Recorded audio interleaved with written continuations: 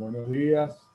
En un rato vamos a comenzar. Lo que sucedió fue que hubo un problema con el link que se envió el que correspondía a la última reunión. Entonces, vamos a estar 5 minutos y comenzamos.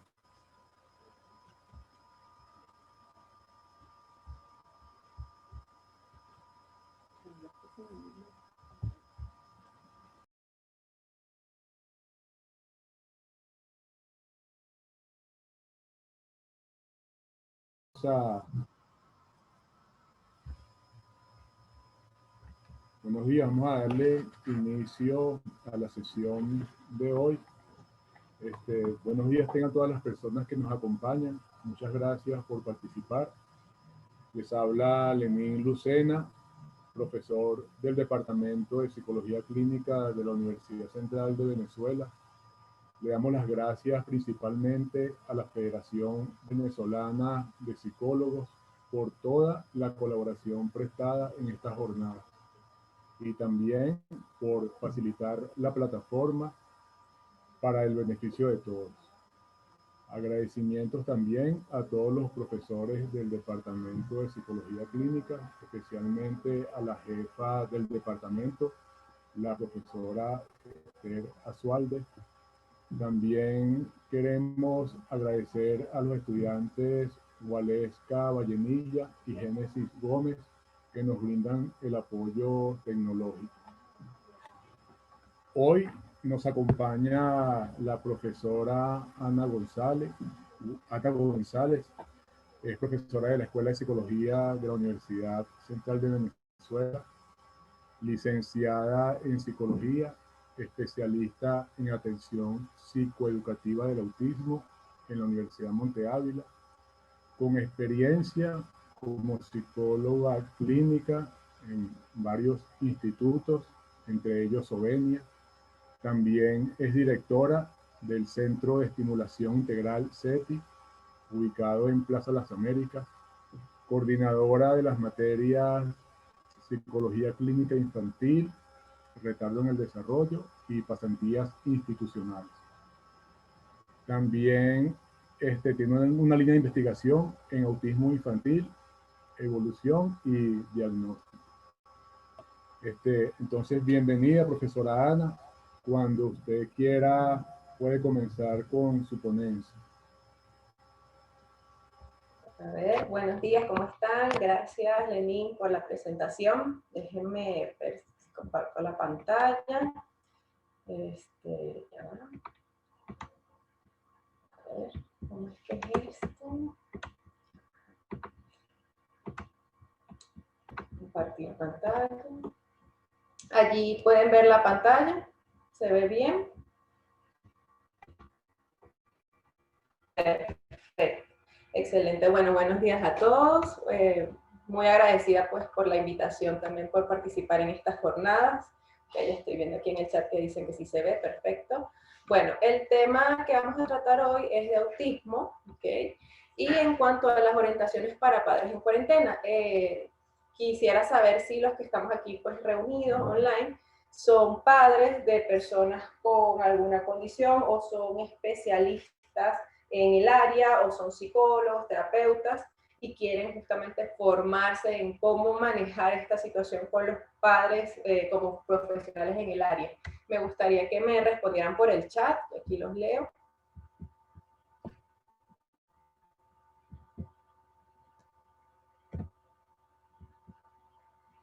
Ajá, que no, todavía no aprendo muy bien este tema. Ajá, psicólogo, psicólogo. Psicóloga, ok.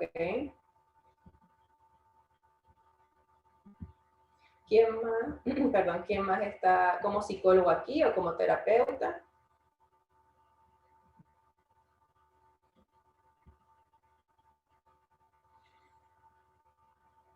Ok. A Verónica, bienvenida. Okay. Perfecto. Entonces, más que nada, pues somos psicólogos los que estamos ahorita conectados, ¿ok? Bueno, fíjense, la presentación justamente está dirigida a cómo ustedes puedan dar esas herramientas a los padres y entender un poco la situación que están viviendo para poder hacer la intervención. Si no entendemos la situación en la que estamos ahorita, pues evidentemente nuestra intervención va a estar un poco sesgada. Por eso las orientaciones, a pesar de que hice orientaciones para padres en cuarentena, van dirigidas también a cómo yo voy a trabajar con el padre para establecer un rol adecuado en el hogar que me permita disminuir los niveles de estrés y aumentar o potenciar las conductas que nosotros deseamos y que no queremos que nuestros niños con alguna condición, independientemente de autismo o cualquier otro tipo de condición, tengan un retroceso por las situaciones en las que estamos hoy en día viviendo. Entonces vamos a empezar con esta ponencia. A ver. Ajá. Bueno, como dijo el profesor Lenín, bueno, mi nombre es Ana González, soy psicólogo clínico infantil, soy especialista en atención psicoeducativa al autismo. Tengo ya aproximadamente pues 8 años de dedicación exclusiva al trabajo de trastorno del espectro autista, ya sea en detección o intervención. He trabajado en varias instituciones, como bien lo dijo el profesor, en Sovenia, en UNAFIT, también he tenido alianza con Autismo en Voz Alta y otras instituciones. Igualmente, pues soy coordinadora de la materia de psicología clínica infantil, atado en el desarrollo y pasantías institucionales. Y tengo mi propio centro aquí en Plaza de las Américas, de donde estoy ahorita pues haciendo la ponencia. Entonces, un poco para retomar, sé que hemos tenido bastantes ponencias con respecto al tema del COVID, pero bueno, vamos a hacer un breve repaso. El COVID es un grupo de virus que causan una enfermedad que va desde el resfriado común hasta enfermedades más graves como la neumonía, síndrome respiratorio, síndrome agudo grave, SARS. ¿Okay? Como bien sabemos, esta situación pues fue bastante repentina. No tuvimos... Soy la única que no tiene video. Probablemente. Un momento en el que... Pero sin embargo me arreglé un poquito, mira. Hay alguien que tiene el micrófono abierto. Si lo pueden silenciar, muchas gracias. Ajá, como bien decía, pues no nos prepararon para esta situación. Fue una situación bastante sorpresiva. Normalmente cuando nosotros queremos hacer algún cambio en nuestra rutina, tratamos de que sea previsto, es decir, tratamos de moldear nuestro ambiente para que los niños justamente no tengan algún choque emocional, sino que ellos pues estén preparados para ese cambio de rutina que vamos a tener.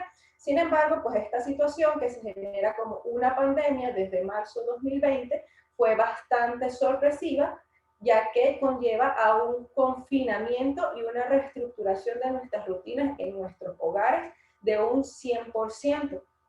Eso, pues, a su vez, tiene muchas consecuencias que no solamente afectan al niño, sino que afectan toda la dinámica familiar, pero que en cierta forma van dirigidas o influyen pues, en el desarrollo de nuestros niños, independientemente de que tengan o no tengan una condición.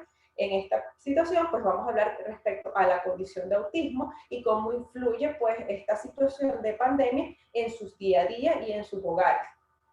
¿Okay? Entonces, ¿cuál es la situación actual que estamos viviendo? En el hogar, pues bien sabemos que hay un confinamiento, tenemos familias que aún hoy en día, a pesar de que ha pasado un año y que de las medidas de flexibilización han sido cada vez más flexibles, por así decirlo, aún se mantienen en confinamiento por el temor o por los padres o los familiares que son de alto riesgo. Entonces tenemos familias que aun cuando la situación de hoy en día es más light, por así decirlo, pues se mantienen todavía cumpliendo su cuarentena y no salen a ninguna parte.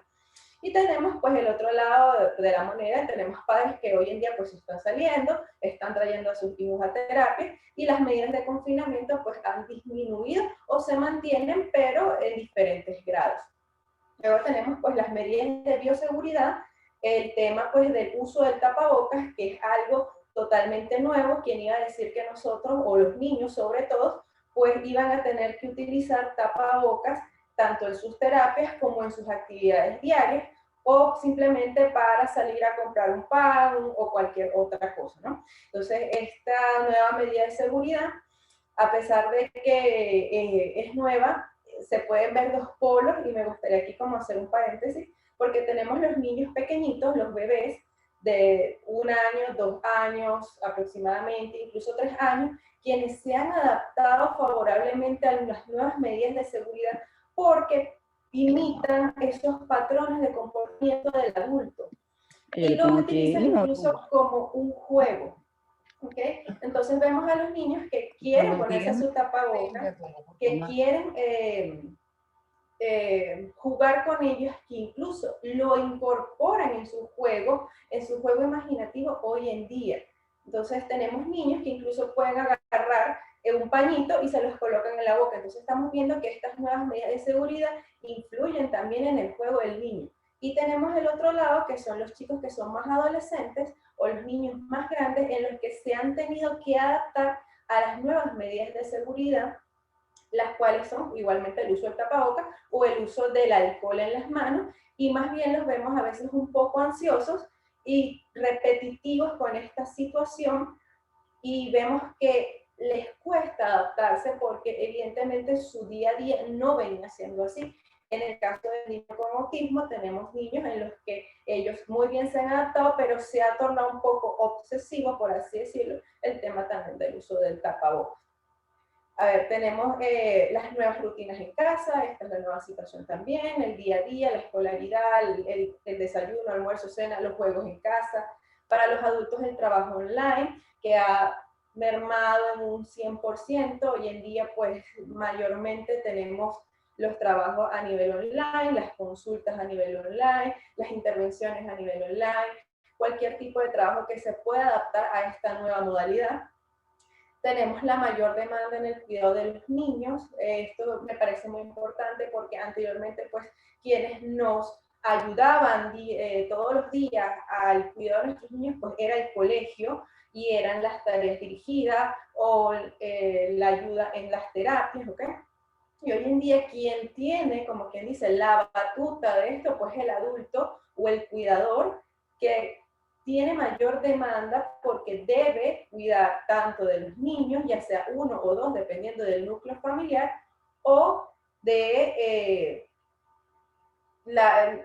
no solamente eso, sino los primos, los abuelos o cualquier otra persona que esté dentro de ese núcleo, ¿ok? En el aumento de los problemas de pareja, esto es también bastante significativo, sobre todo pues en los padres con niños de alguna condición, por el mismo tema de quién cuida más a quién, de si tenemos la misma estructura, si tenemos el mismo horizonte, si las pautas que yo doy son las mismas que cumplo aquí, si cumplo dieta, si no cumplo dieta, y pues eso también conlleva a estos problemas de pareja. El estrés y la ansiedad producto del confinamiento que hay justamente en el hogar y de todas estas nuevas medidas de bioseguridad que estamos pues, hoy en día expuestos. Ahora bien, desde el punto de vista de la educación, ¿qué tenemos hoy en día?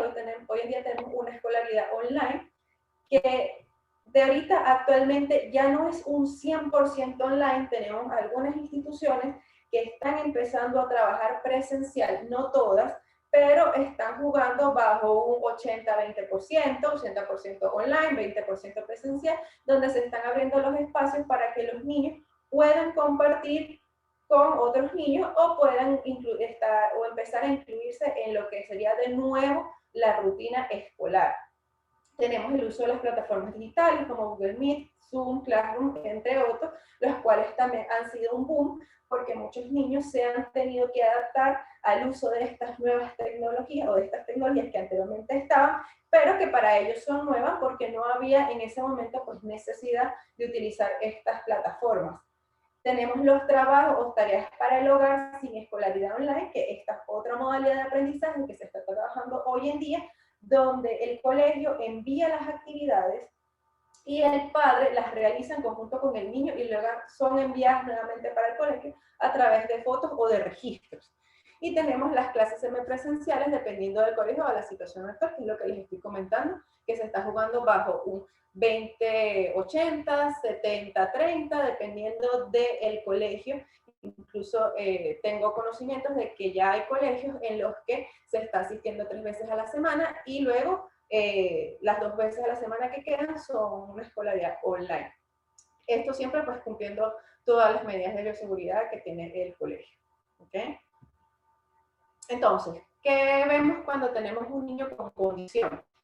En primera instancia, pues la preocupación de la continuidad en la intervención terapéutica, si bien es cierto, pues desde el año 2020, desde que se decreta esto como pandemia, el confinamiento llevó a una ruptura inmediata en lo que es la intervención o en la continuidad terapéutica, porque tuvimos que mantenernos en nuestros hogares por un periodo largo de tiempo e incluso pues algunos padres rompieron ese vínculo con el terapeuta y se encargaron ellos mismos de realizar la intervención o simplemente la dejaron a un lado, dependiendo pues de la situación de cada quien. Entonces, esto es una de las primeras preocupaciones que hay, porque todo el trabajo que se ha venido realizando pues se interrumpe de forma abrupta por un periodo largo de tiempo, aproximadamente casi, o mejor dicho, casi un año, ya que, bueno, algunos padres sé que pueden contactar con algunos terapeutas, pero no es el día a día de todos.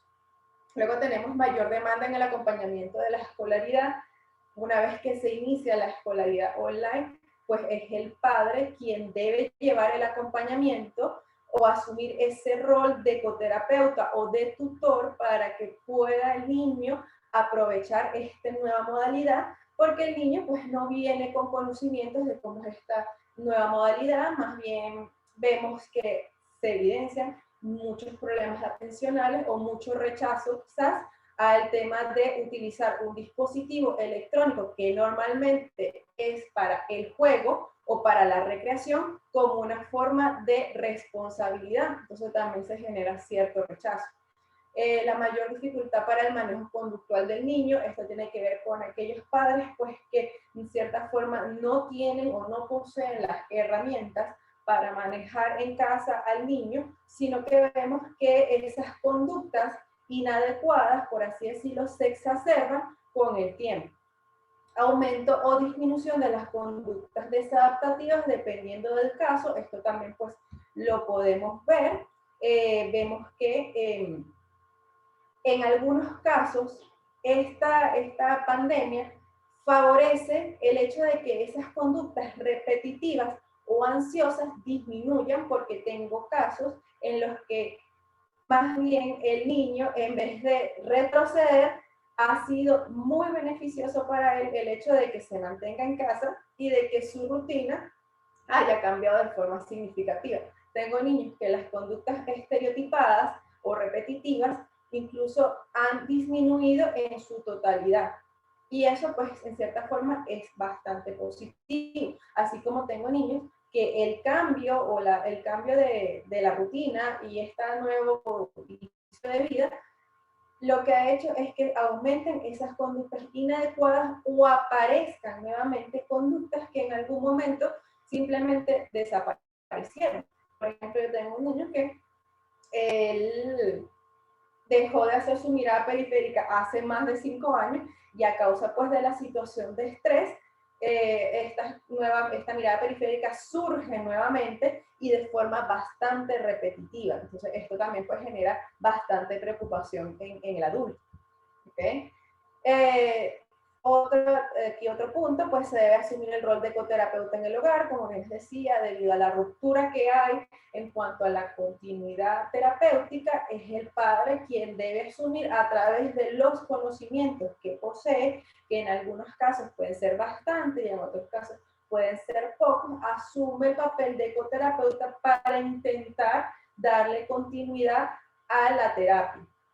Uno de los padres tiene mayor carga del cuidado a causa pues, de las responsabilidades. Esta es otra situación que se ve mucho en los hogares, donde ya sea mamá o papá asumen mayor carga en cuanto a las responsabilidades por el acompañamiento escolar, el hecho de hacer las tareas, el hecho de asumir la conducta como coterapeuta, y eso pues conlleva a que haya un adulto que tiene mayor responsabilidad en el hogar y un adulto en el que se encarga pues de lo que sería la parte económica en cuanto a la parte laboral. ¿Okay? A ver. Aquí se me quedó como colgado. ¿Okay? Ajá, ahora sí. Ajá. Vamos a ver otro punto. La paciencia se ve afectada por el aislamiento, lo que conlleva a mayores conflictos si bien sabemos pues el hecho de que muchas personas pues compartan mayor tiempo, eso afecta un poco pues la paciencia en cuanto a las interacciones, porque simplemente comparto con determinadas personas y eso genera bastante conflicto. Hay un punto en el que el padre empieza a ceder ante lo que el niño exige para evitar un conflicto, lo que a su vez genera que esas conductas inadecuadas pues vayan en aumento. Recuerden que el tema de lo que sería la desobediencia y el adulto pues lleva un tema de poder en el medio. Entonces vemos al niño que está intentando poder lograr ese poder y tenemos al padre que lucha contra ese poder, por así decirlo, pero en algún momento, o normalmente es el adulto quien tiende a ceder para evitar esto a falta de la paciencia que está existiendo, ¿okay?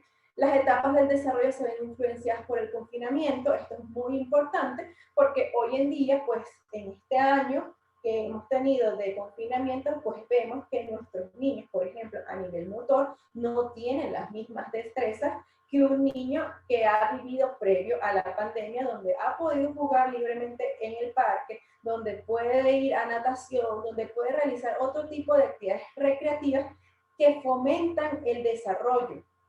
Por eso las etapas del desarrollo hoy se ven bastante influenciadas. Si hoy en día aplicamos, por ejemplo, una escala Moivy, donde vemos que el niño debe realizar ciertas actividades de independencia, como por ejemplo ir al abasto, comprar algo, pues evidentemente esos ítems no están consolidados.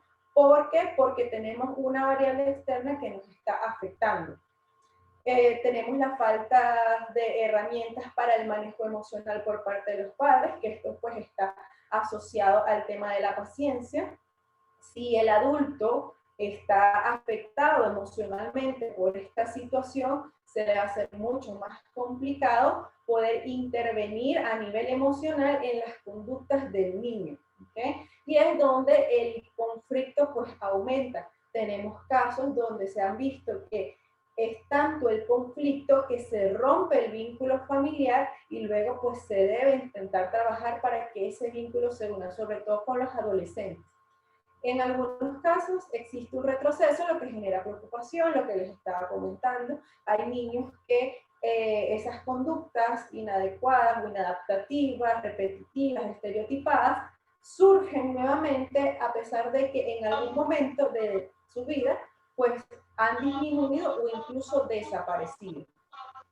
La aparición de conductas estereotipadas y la disminución en la interacción social y aumento de las actividades en solitario.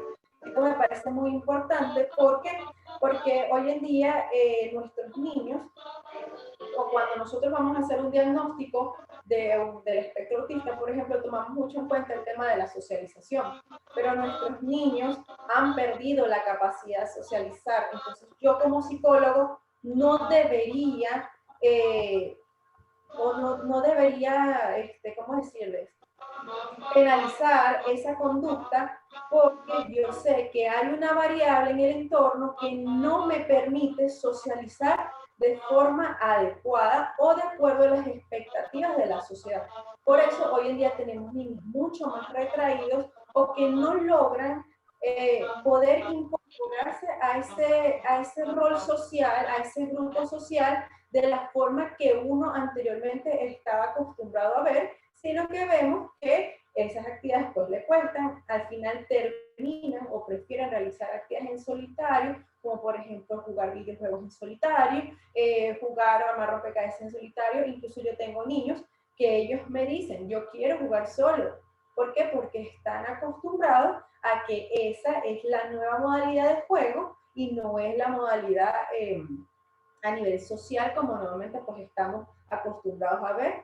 Incluso entre hermanos vemos que los hermanos, a pesar de que en algún momento pues comparten, pues ellos simplemente se separan y terminan jugando cada uno por sus propias actividades y en solitario. Entonces vemos esa disminución en la interacción social.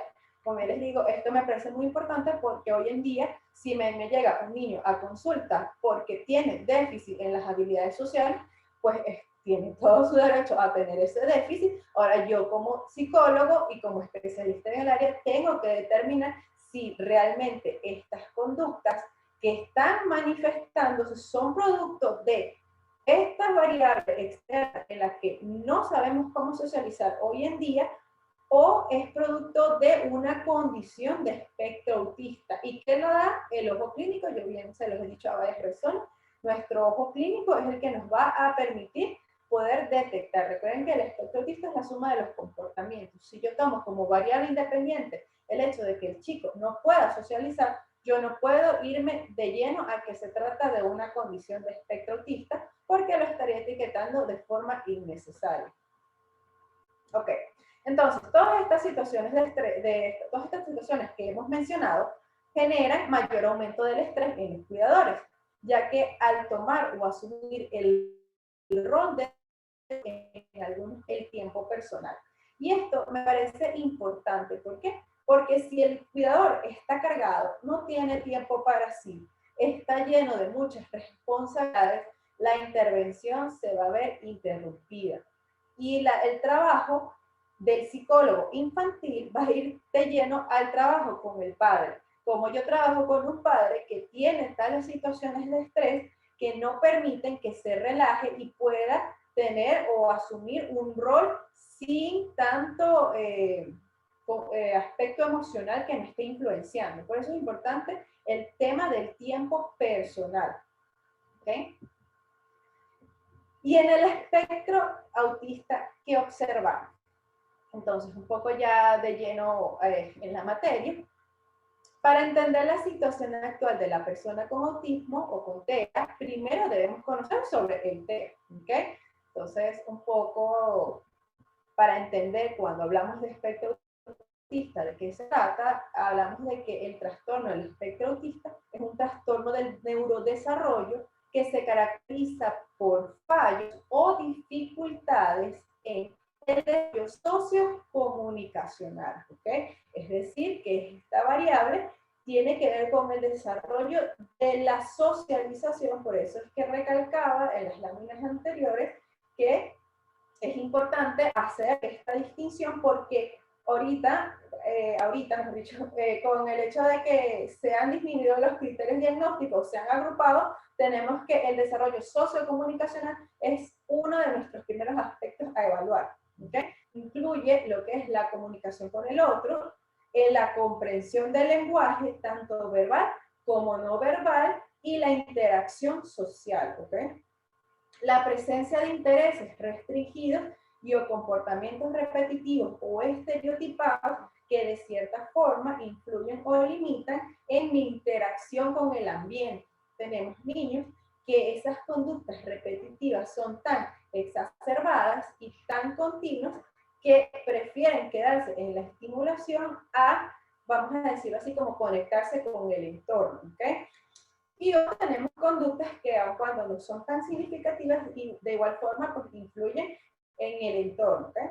Entonces, esto me parece muy importante porque tenemos que hablar de que es un trastorno del neurodesarrollo. Cuando hablamos de que es un trastorno del neurodesarrollo, incluye que hay fallos en ese desarrollo en el cual nosotros tenemos que aprender. Yo siempre le digo a todos mis estudiantes, si usted va a trabajar con espectro autista, usted tiene que saber a qué edad camina el niño, a qué edad le salen los dientes, a qué edad hablan los niños normalmente y todos los hitos del desarrollo. ¿Por qué? Porque el espectro autista va a venir en conjunto con esos fallos en el desarrollo y vamos a tener niños que tienen muy buenas habilidades verbales y hay niños que tienen muy bajas habilidades motoras, o al contrario, tenemos niños que tienen muy buenas habilidades motoras, pero las habilidades verbales no están bien desarrolladas. Entonces tenemos esos perfiles del desarrollo que son perfiles llamados perfiles difásicos. No tenemos esas edades de desarrollo que normalmente o esperamos que sean dentro de los parámetros de su edad, sino que vemos esos picos. ¿Okay? Ajá, entonces, los fallos característicos del TEA pueden permanecer en el tiempo o disminuir en su totalidad. ¿Okay? Y aquí tenemos las conductas por aumento o por disminución o por déficit. ¿Okay? Tenemos niños que son excesivamente sociables y son diagnosticados con espectro autista. ¿Por qué? Porque es tanta la sociabilización que no logran establecer un límite. Y tenemos el niño que es todo lo contrario y hablamos del que le cuesta socializar y el que prefiere mantenerse en solitario. ¿Por qué hago aquí la distinción? Porque en nuestra cabecita, cuando hablamos de autismo, siempre pensamos en el niño que se va a un rincón y se sienta y no socializa y no comparte con los demás. ¿Okay? Sin embargo, eso ha cambiado. Por eso hablamos de las conductas de aumento de disminución. Tenemos niños que de verdad tienen esa capacidad de socialización, pero a tal punto que no logran establecer ese límite y el respeto por el otro y el respeto personal. Entonces, fallan porque son demasiado sociales. ¿Okay? Entonces, hablamos aquí de un continuo porque cada aspecto autista es totalmente diferente. Ningún autismo es similar al otro. Yo nunca voy a tener dos personas con autismo con iguales características. Tengo características que se parecen, tengo características que son similares, pero cada aspecto autista se va a situar en alguna parte de ese continuo. Por eso hablamos de que la suma de los comportamientos es lo que me va a permitir a mí dar un diagnóstico de espectro autista. Los comportamientos vistos, por así decirlo, de forma aislada, no permiten hablar de un espectro autista. Esto es muy importante porque tengo personas que simplemente porque el niño aletea, da un diagnóstico de autismo, cuando eso no es así. ¿Okay? ¿Por qué? Porque existen otros trastornos, como los trastornos sensoriales, que dan una explicación del porqué de esos comportamientos repetitivos. Entonces, muy importante que siempre tengan presente que es la suma de varios comportamientos los que te dan un diagnóstico concluyente. Entonces, aquí yo les traje un estudio sobre el COVID y el autismo. Estos son los autores de Amorín, Catarino, Miracaya, Ferreras, Diana y Guardiano, que lo realizaron en 2020, ¿okay? Titulado El impacto de la COVID-19 en niños con trastorno del espectro autista, y que tuvo como objetivo conocer cómo vivieron los niños con autismo o con TEA y sus familias el aislamiento social durante la cuarentena. Este estudio me parece bastante importante porque nos permite justamente detectar cuáles son esas situaciones de estrés o esas situaciones amenazantes o que influyen justamente en la dinámica familiar con la persona con espectro autista. Lo recomiendo bastante. Este estudio estuvo basado en una población de 99 niños, 43 con diagnóstico de autismo y 56 niños para el grupo control, que en los cuales no había ninguna condición. El estudio se realiza con entrevistas a los padres, con un cuestionario de 24 preguntas sobre la situación actual, las cuales eran preguntas dicotómicas y preguntas asociadas a una escala Likert. ¿Okay? Entonces, los resultados me parecen bastante importantes, yo se los voy a ir presentando, y me gustaría, o mejor dicho, una de las cosas que yo sugiero a través de este estudio es que se hagan réplicas en nuestro país, un poco para ver también cómo está la situación del COVID en estos niños con trastorno del espectro autista, para ver si es similar a la de otros países. Este se hizo en Portugal, si mal no recuerdo, donde obtuvieron pues la muestra. Entonces, como resultado, vemos que en la pantalla tenemos un grupo, el grupo autismo y el grupo control. Entonces, en cuanto a los cambios en el comportamiento, el 72.5% de la población con trastorno del espectro autista, los padres manifestaron que sí hubo cambios en el comportamiento. Porque, evidentemente, esto está asociado al tema de las rutinas, que es lo que nosotros como psicólogos normalmente indicamos en el espectro autista, que haya una rutina establecida. Si vemos cambios en las rutinas de forma abrupta, como bien se lo mencioné en un principio, los cambios en el comportamiento van a ser muy significativos o evidentes. ¿Okay? Ahora bien, fíjense que en el grupo control, el 67.9% dijo que no hubo cambios en el comportamiento. Fíjense cómo el cambio de estructura no genera cambios en el comportamiento en los niños que no presentan una condición.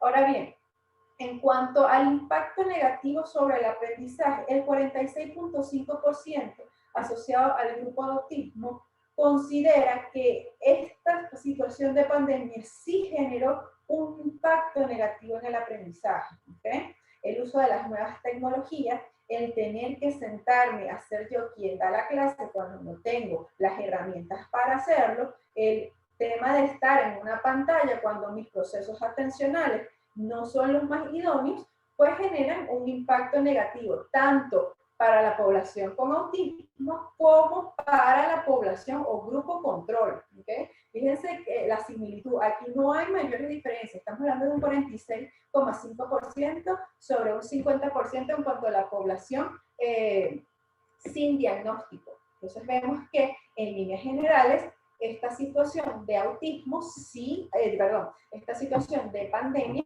sí ha generado un cambio significativo en cuanto a lo que es el aprendizaje de forma negativa.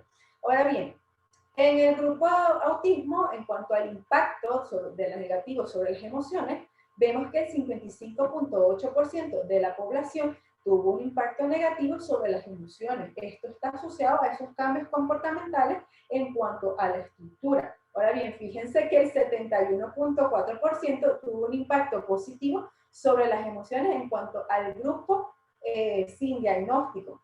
Evidentemente vemos estos niños que están todo el tiempo queriendo tener vacaciones, queriendo tener tiempo recreativo, juego, y pues ellos se sienten bastante felices por estar en sus casas. Pues quién no estaría bastante feliz, ¿no?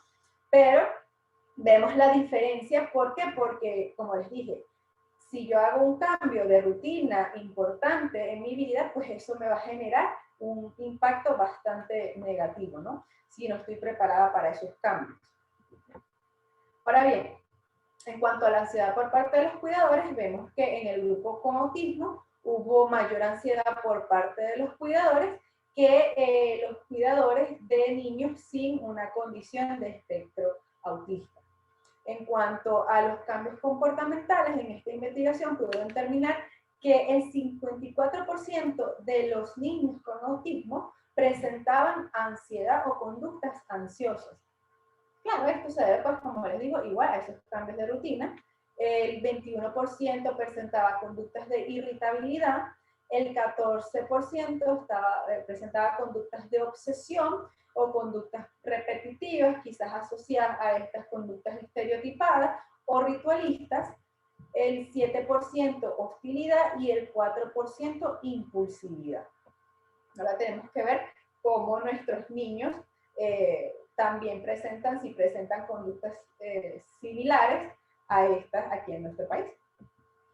Ahora bien, en cuanto al desafío para los cuidadores, ¿cuál fue el desafío principal para los cuidadores? En primera instancia, un 30% en la enseñanza, el 30% en los tratamientos, lo que les estaba comentando, el 19% en las rutinas, el 15% en la distracción o la recreación y el 6% el aislamiento social. Esto para ellos pues, genera sus mayores preocupaciones para poderlos abordar. Ahora bien, para el desafío, en cuanto al desafío a los niños,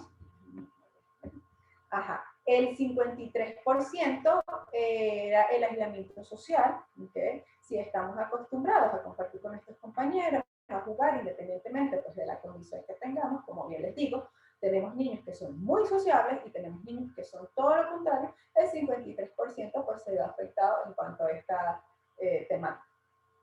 Luego tenemos el no puede jugar afuera, el 12%, ¿okay? Porque quizás es tan bajito. Bueno, hoy en día el tema de las tecnologías, los juegos, los videojuegos, pues benefician un poco el hecho de quedarme en casa. Sin embargo, tenemos niños que es necesario pues que ellos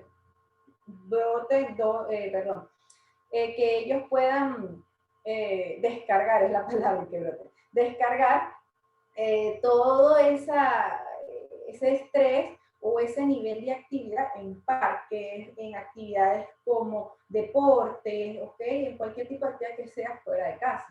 El 14% los cambios en la rutina, el 12% el aburrimiento y el 9% la escolaridad online. Esto es importante acotar que estas respuestas son dadas por los padres, por los cuidadores, no directamente con el niño. ¿Okay? Entonces, tomando en cuenta esta investigación que me parece bastante acertada, si bien nos ponemos a analizar cada cada niño que tenemos en nuestra consulta, ¿a quién va dirigida la intervención? Fíjense que yo aquí les coloco intervención, cuidador y persona con TEA. Cuando hablamos del cuidador, va dirigida a disminuir los factores de estrés, aumentar los conocimientos para la intervención en el hogar y la escolaridad, y en la persona con autismo va dirigida a disminuir conductas inadecuadas y aumentar estrategias de afrontamiento a los problemas. ¿Okay? ¿Qué pasa? Hoy en día tenemos que primeramente intervenir en el cuidador, ¿ok? Porque si yo quiero que mi niño aprenda a generalizar el comportamiento aprendido en consulta, yo necesito que mi cuidador sepa o esté al tanto de las estrategias que vamos a aplicar en el hogar. Por eso les hago un circulito en cuanto al cuidador, porque nos vamos a dirigir ahorita o a enfocar netamente en el cuidador. Entonces, en el cuidador, nuevamente, ¿qué es lo que tenemos que hacer? Disminuir factores de estrés asociados al COVID, rutinas, recreación, tiempo y tiempo en familia. ¿Okay? Entonces, con respecto al COVID, los accesos a los servicios de salud, información moderada sobre la situación. Esto es algo que se ha dicho muchísimo, es que evitemos leer tanto sobre el COVID, un poco alejarnos de las redes sociales. ¿Por qué? Porque cada día sale información nueva, no sabemos quién tiene la verdad absoluta y esa constante información lo que genera es ansiedad. Entonces yo tengo que trabajar con mi cuidador de que se aleje un poco de los temas asociados al COVID y que un poco esté también orientado de que si hay alguna situación de COVID en la familia, cuáles son los pasos a seguir. ¿Okay? En cuanto a las rutinas, horarios estructurados que permitan mayor control del ambiente. ¿Okay? Es importante trabajar con el cuidador todos los horarios que podamos establecer, ya sea desde que se levanta el niño hasta que se cepilla los dientes, va al baño, porque eso permite mayor estructura y mayor control sobre el ambiente. Cuando el adulto tiene mayor control sobre el ambiente, los niveles de estrés van a disminuir. ¿Okay? En cuanto a la recreación, las rutinas de ejercicio, los hobbies y alternativas en la recreación. Si mi adulto era, por ejemplo, atleta y está cohibido de hacer este tipo de actividades porque se está cuidando, evidentemente hay un cierto disconfort. Entonces yo tengo que trabajar con él de que él logre una alternativa para que se sienta bien. ¿Qué estoy buscando? Que el cuidador se sienta bien y que tenga siempre un tiempo para él. ¿Okay? Hablamos de que la mayor responsabilidad de que tenemos en las familias, padres que tienen mayor peso por el tema de la educación, entonces ustedes lo ven, se levanta, ve la clase con el niño que puede durar 4 o 5 horas, luego que termina la clase tiene que hacer el almuerzo, luego tiene que hacer las tareas, luego tiene que hacer otro tipo de actividad, y dónde queda la actividad recreativa para el adulto. ¿Okay? Entonces, esto me parece importantísimo que se le comente al adulto una vez que se intenta hacer la intervención, porque como le digo, yo no puedo abordar un adulto, yo no le puedo dar todo lo que sería un entrenamiento para padres o diferentes estrategias si yo no logro primero que él esté estabilizado a nivel emocional, porque simplemente no va a funcionar, ¿ok? No va a haber la paciencia que yo requiero para poder, por ejemplo, aplicar una técnica de extinción cuando sabemos que esa es una técnica que requiere demasiada paciencia, ¿no? En cuanto a el tiempo para mí, también está asociado a eso, higiene personal, autocuidado, aquí es meditación, se separó allí la M, y desconexión un poco con el mundo, ¿ok? Esto también me parece muy importante, sobre todo en las mamás.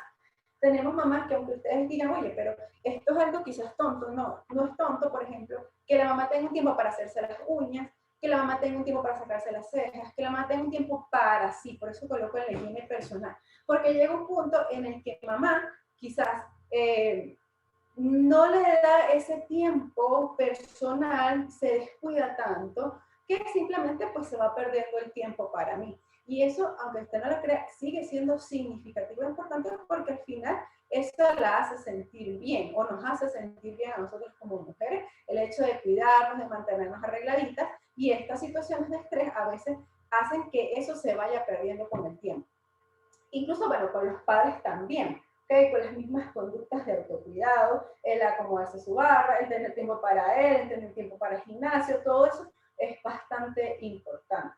Y el tiempo en familia, reforzar las actividades familiares como juegos de mesa, ver películas juntos, comer juntos, entre otros, ¿okay? Porque esto también me parece muy importante. Aprovechar, yo siempre digo a los papás, aprovechen este tiempo en familia para conocerse, para compartir, no lo vean como una forma de desagrado y utilicemos las herramientas o las estrategias que nosotros tenemos en nuestro alrededor como estrategias para fomentar el aprendizaje. Por ejemplo, el celular, que es algo que el niño usa continuamente, la televisión, las actividades familiares, el hacer la cena juntos, el compartir en familia, todo eso lo podemos usar como una estrategia positiva para el aprendizaje. ¿Okay? A ver. Ajá. Entonces, un poco aquí hablando, yo les traigo unas estrategias de cómo apoyar al padre en cuanto a lo que sería el rol como tutor académico, porque antes, en nuestra escolaridad presencial, pues los padres con los niños con alguna condición simplemente buscaban apoyo a través de un tutor académico, ¿okay? Y asumíamos el rol de tutor escolar o acompañamiento terapéutico en el aula. Pero hoy en día, esta situación evidentemente nos ha hecho cambiar un poco las expectativas y somos los padres los que tenemos que asumir ese rol sin conocer cómo es ese rol, ¿okay? Porque dentro de mis observaciones yo he notado que muchos padres les da miedo asumir el rol de tutor, no saben cómo hacerlo, no saben si tienen que salir en la pantalla, no saben si pueden hablar, no saben, entonces claro, pierden un poco ese horizonte en cuanto a lo que es el acompañamiento, en cuanto a la parte escolar, ¿ok? Entonces yo les traigo aquí una definición del rol de tutor. Entonces, el rol principal de tutor es la inclusión del niño con algún diagnóstico a un aula regular. Es el asistir al niño en sus necesidades específicas dentro y fuera del aula para lograr un desempeño satisfactorio del mismo dentro del entorno escolar. ¿Cuál es nuestro entorno escolar hoy en día? Pues el tema de las tecnologías, el uso de la computadora, el ambiente que el padre pueda generar para que el niño aprenda. ¿Okay?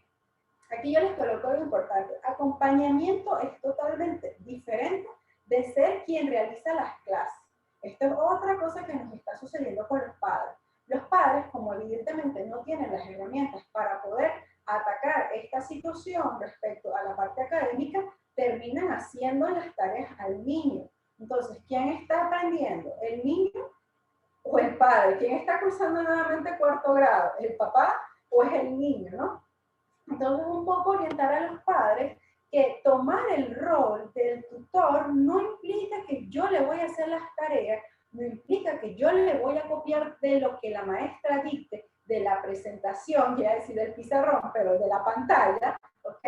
Simplemente significa que yo le voy a dar el acompañamiento para asistirlo en esas necesidades que él requiere. Que si estamos hablando de un problema atencional, yo le voy a dar estrategias para que él pueda focalizar la atención y pueda mantener la atención en la pantalla, cosa que es bastante difícil porque nuestros niños no están acostumbrados a ver clases online, pero yo tengo que apoyarlos. Entonces yo tengo padres en los que quizás se quedan un poco rígidos porque no saben, entonces empiezan, mira, pero no saben cómo abordarlo para que esto funcione, para que sea más dinámico, para que sea más espontáneo, para lograr esa chispa, por así decirlo, ¿no? Entonces, mi función como psicólogo es que si yo voy a trabajar con el cuidador, el aspecto escolar, yo tengo que enseñarle, así como yo doy programas de atención a otras personas que desean tener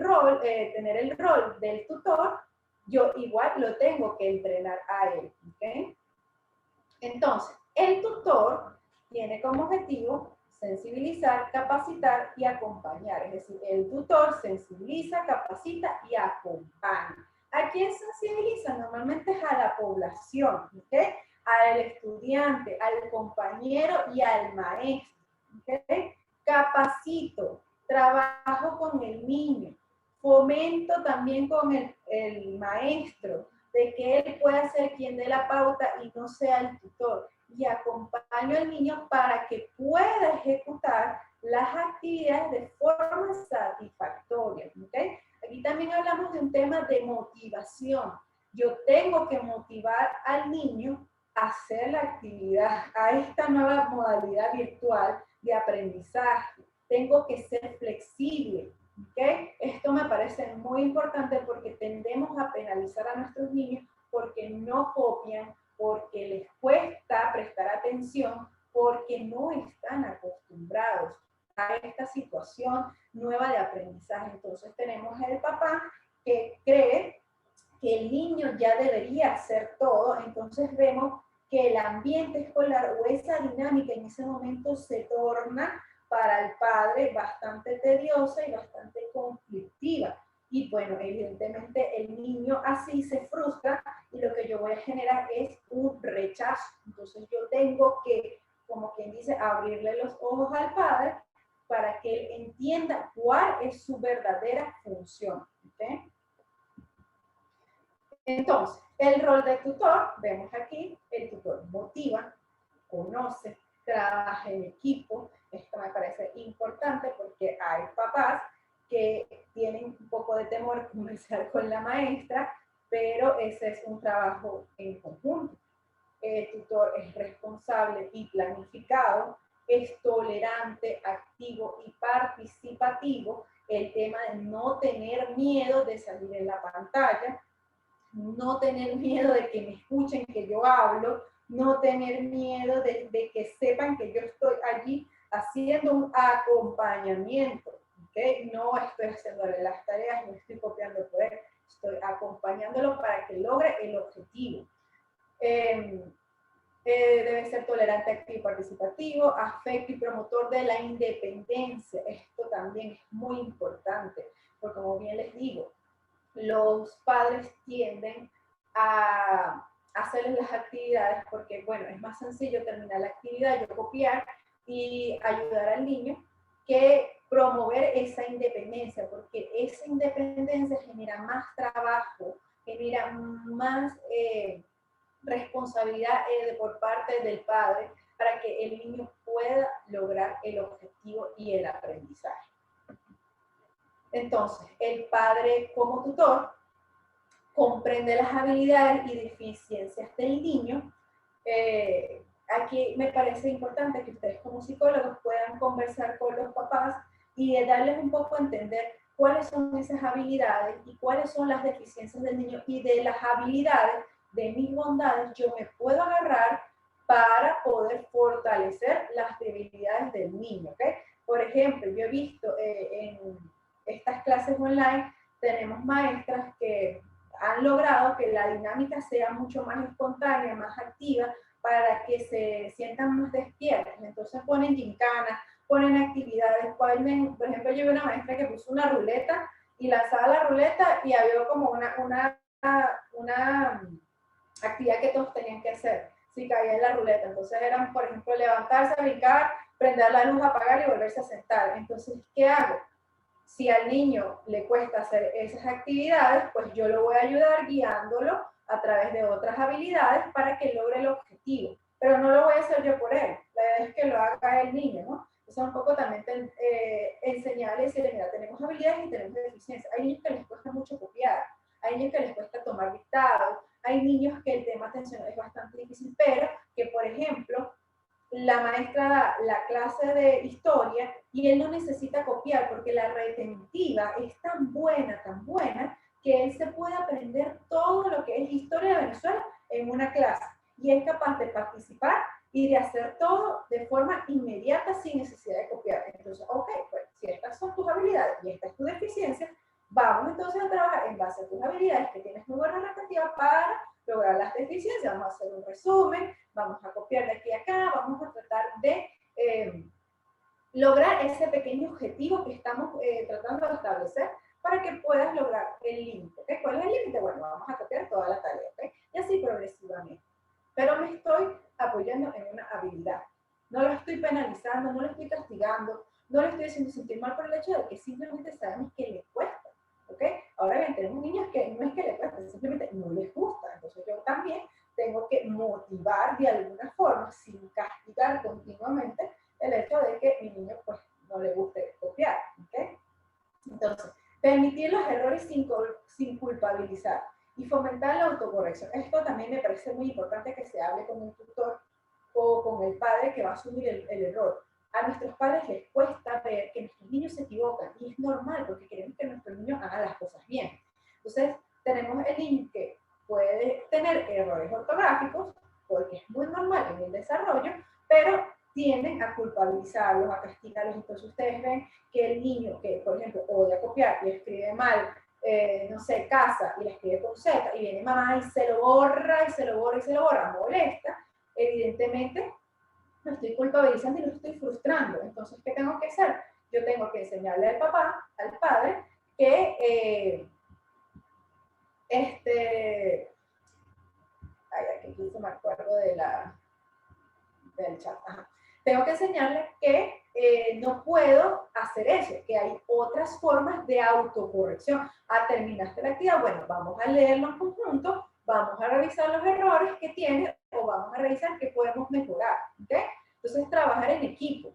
No se puede convertir el papá en un represor en ese sentido. Entonces, cada vez que el niño tenga un error, yo lo voy a culpabilizar, lo voy a atacar. Y no es la idea. Y tenemos muchos padres que hacen eso.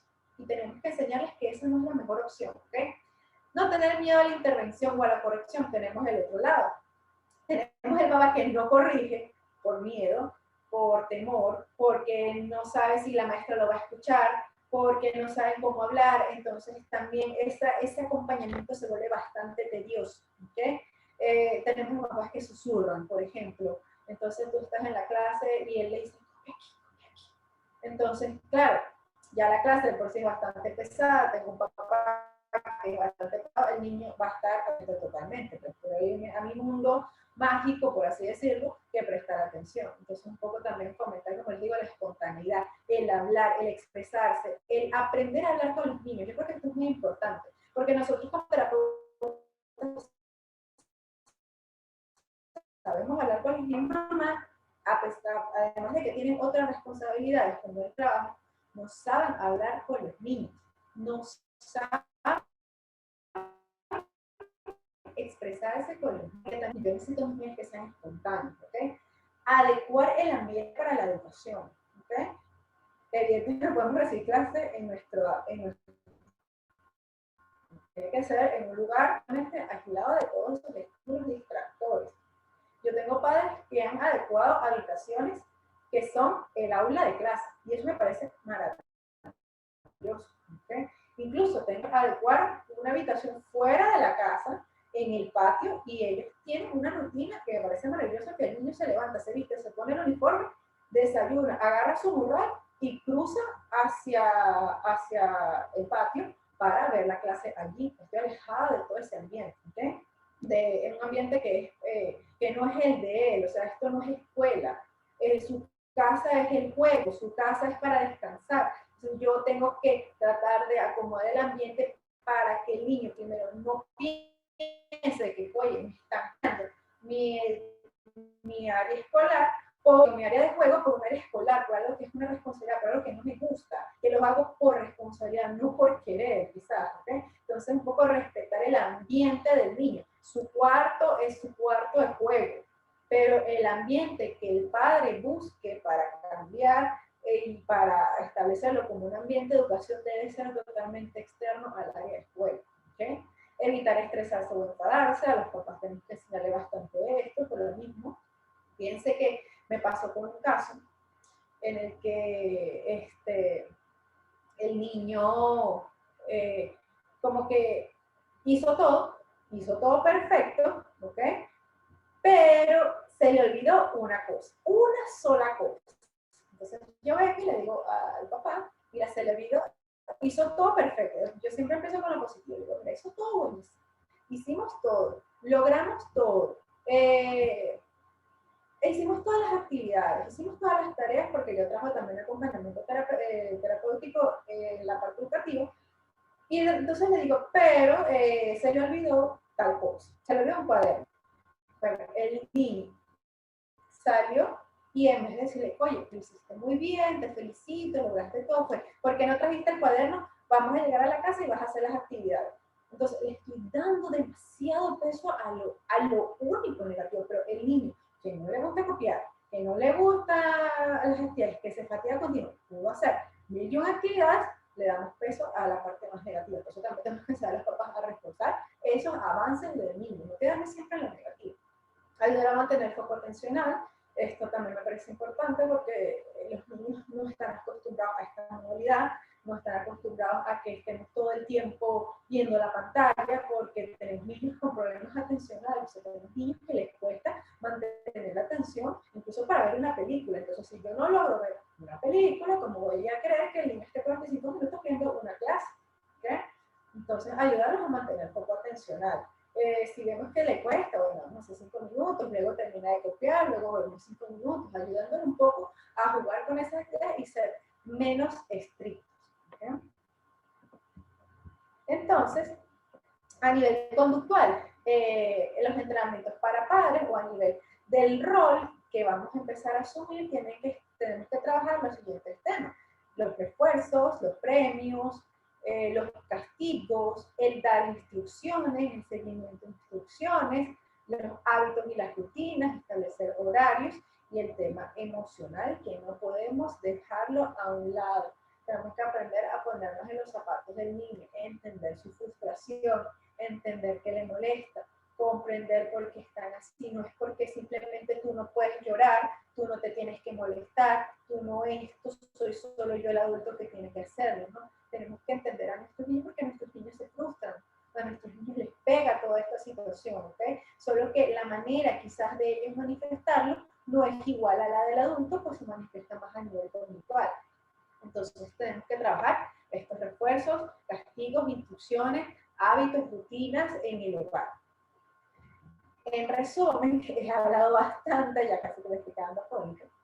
¿Qué es lo que tenemos que hacer? Primeramente, comprender. Tenemos que comprender la situación de nuestras familias, de nuestros padres, de con quienes estamos trabajando. Llega un niño a consulta con problemas conductuales por esta situación, pues tenemos que comprender realmente a los padres lo que estamos haciendo. Los padres también tienen que aprender a comprender a los niños, por eso para esta es una palabra clave.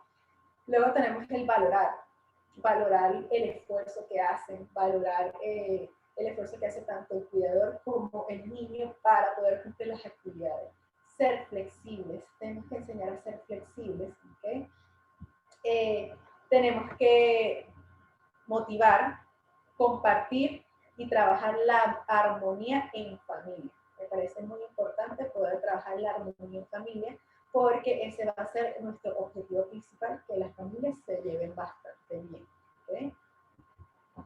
Entonces, esto ha sido todo por esta mañana.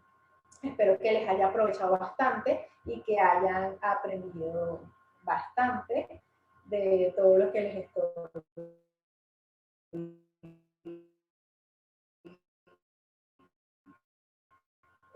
hoy. Gracias a si tienen alguna pregunta, voy a estar aquí leyéndola en el chat. Cualquier duda, estoy aquí para responderles. ¿Sí? Okay. Bueno, y el final del formulario que están aquí colocando. Muchas gracias, profesora Ana, por tan importante ponencia. Gracias. Y sobre todo en este tiempo que estamos viviendo en Venezuela y en el mundo, muy pertinente. Me gustó mucho esa investigación que citaste y todos los hallazgos, ¿no? Y bueno, Sí, la recomendación bueno. de hacer una réplica aquí en Venezuela para saber cómo están viviendo esta experiencia los padres y cuidadores de niños con autismo y también ellos, ¿no? Que tienen bastantes inconvenientes para tener oportunidades de socializar.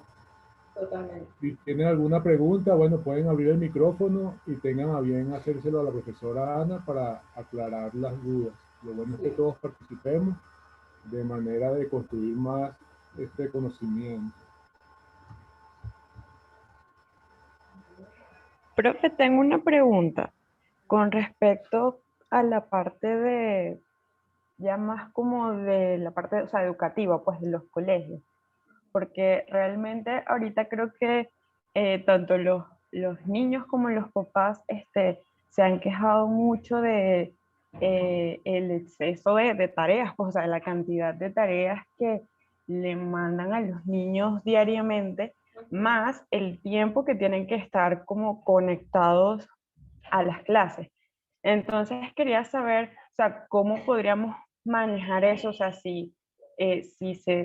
sea, si se podría tener como una especie de contacto con los colegios, o sea, o por lo menos los profesores en particular. O sea, ese aspecto, ¿cómo lo podríamos manejar? Porque, o sea, de verdad que la cantidad de tareas que están mandando, los papás incluso llegan a reportar que son muchísimas más de lo que los niños hacían antes, pues, de esta situación. Entonces quería saber si, qué cosas podríamos hacer al respecto.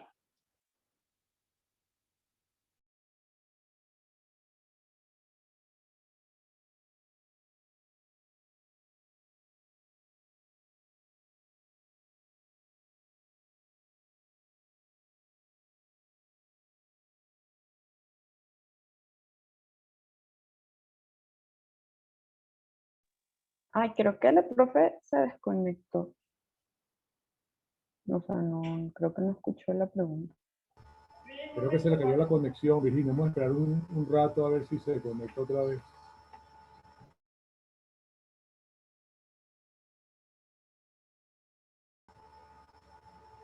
Ana, ¿pudiste escuchar la pregunta de Virginia? No, se me acaba de ir el internet. Justamente te estaba escribiendo que se me fue el internet.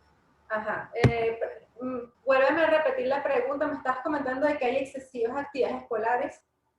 Sí, bueno, que justamente los papás reportan que les están mandando muchísimas más tareas a los niños de lo que lo hacían antes, además de las horas que tienen que estar como conectados viendo la clase. Entonces quería saber, profe, si de alguna manera nosotros podíamos intervenir en esa situación, bueno, no sé si con el colegio o con los profesores en particular, pero cómo manejar eso, porque creo que es algo que, o sea, es muy común que se escuche ahorita. Ok. Bueno, fíjense, sí, si bien es cierto, hoy en día la cantidad de tareas es un poco más exagerada, por así decirlo, que antes. Lo que pasa es que, claro, hay que también entender un poco la situación de los colegios, que 45 minutos a veces no da para poder dar todo el aprendizaje que ellos pues, quisieran dar. Yo estuve acompañando a un niño justamente en la escolaridad online y, por ejemplo, había muchos problemas de conexión, a veces no se podía escuchar la clase. Entonces, claro, ¿qué hace la maestra o el profesor? Indica muchas tareas para aprovechar este tiempo perdido, ¿no? Entonces, yo creo que más que quizás hacer la intervención directa con el colegio, es apoyar al niño para que pueda tener tiempo de juego. Fíjate que, por ejemplo, en el caso de este niño que yo estaba orientando, veía clases de 8 a 9 una materia, de 9 a 10 otra materia. Y ya no veía más clases, sino que era tarea, pero tarea exagerada también, ¿no? Entonces, ¿qué hacíamos? Bueno, vamos a hacer las tareas en la mañana hasta tal hora y luego para que tú en la tarde tengas tiempo libre. Trabajar un poco el tiempo libre es importante porque si no tenemos al niño todo el día haciendo tarea y tampoco pues es la idea.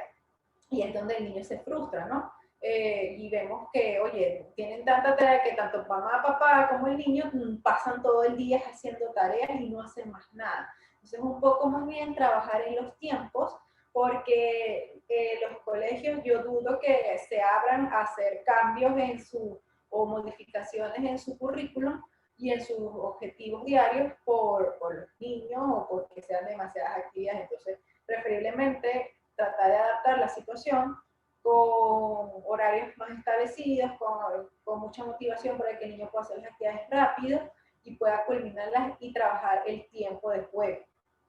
Eso es lo que yo te pudiera sugerir porque realmente está bastante complicado. Sé que hay muchos colegios que hoy en día están mandando demasiadas actividades y vemos o sea, el tiempo de juego se está disminuyendo significativamente. Entonces vamos a trabajar más en la motivación a que el niño pueda tener su tiempo de juego. No sé si te respondo un poco la pregunta. Chévere, profe, gracias. De nada. Ajá, aquí dice Leris Chirinos, ¿existe algún estudio científico sobre los efectos sobre la cuarentena y la dinámica familiar? Bueno, me imagino que sí, sí deben haber. Cuando yo estuve buscando las investigaciones con respecto a autismo, sí vi bastantes investigaciones acerca de las dinámicas familiares, no necesariamente con autismo, sino en cuanto a los niños en general, incluso habían estudios de caso único, so, yo creo que sí que se puede conseguir.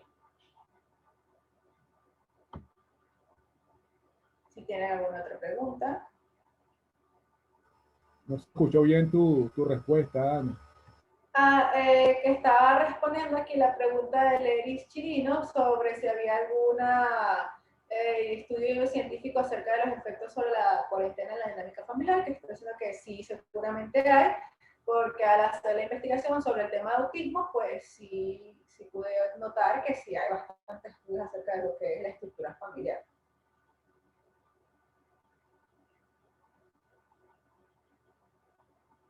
Ana, yo tengo una pregunta, ¿no? Es, es relacionada con el tema, pero no directamente.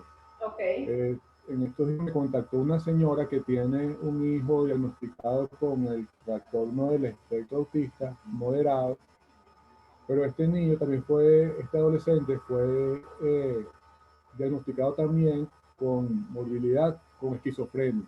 Ok.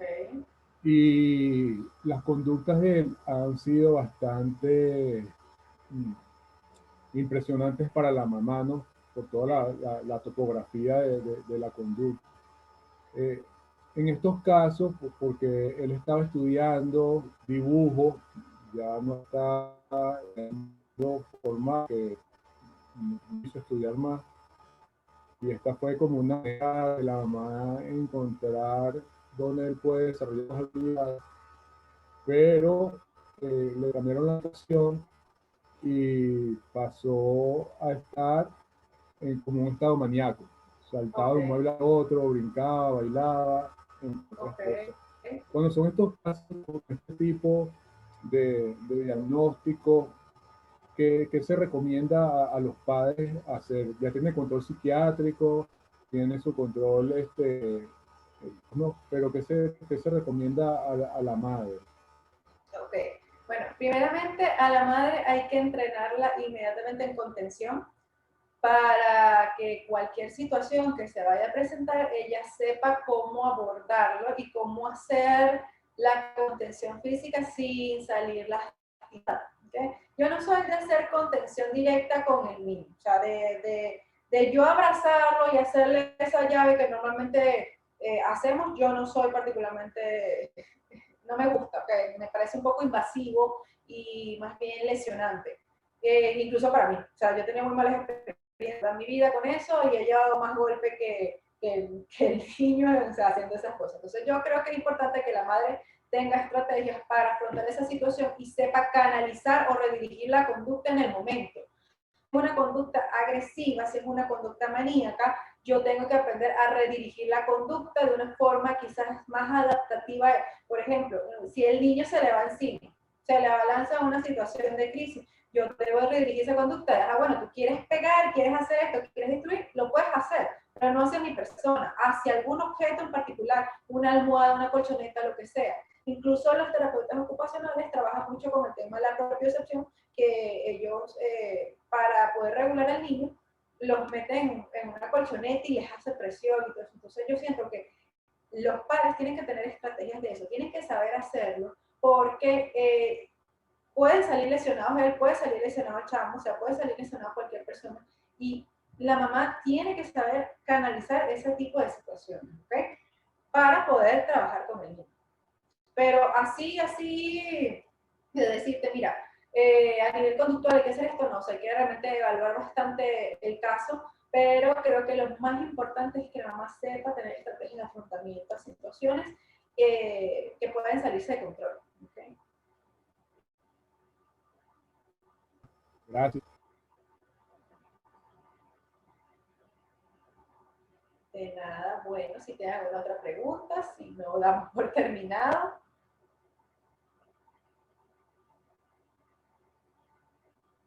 no tienen más preguntas, Lenín.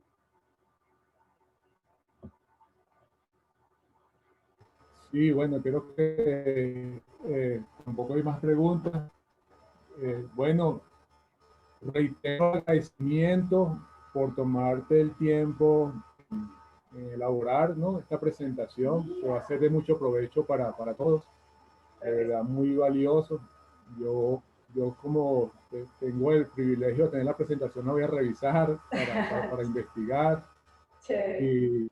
Y bueno, nada, Anita, veo que has aprendido mucho. También me alegro de ver personas aquí de la mención. Estaba una egresada que tuvo que salirse porque iba a hacer terapia, Ana Sofía Valderrama, que es egresada de mi corte.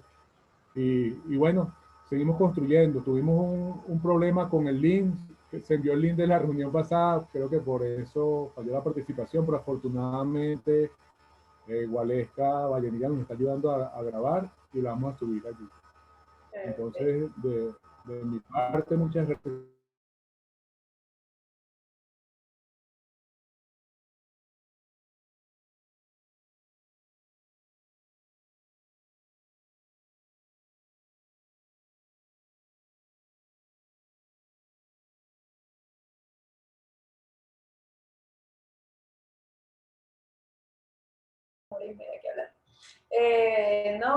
Yo los invito a que traten de replicar el estudio. Me parece importante tener estudios sobre autismo aquí en Venezuela, porque no tenemos, o sea, es un mundo que todavía no terminamos como de abordar, que es nuevo incluso para muchas personas, que es muy desconocido. Entonces, hay que invitarlos a hacer investigaciones respecto al tema, y sobre todo hoy en día que tenemos un nuevo estilo de vida. Entonces, esa realmente es mi invitación, y los agradecidos pues, por la participación de todos ustedes, y espero que de verdad les sirva bastante todo lo que conversamos hoy. Bueno, esto ha sido todo. Recuerden llenar el formulario y muchas gracias a todas y a todos por la participación.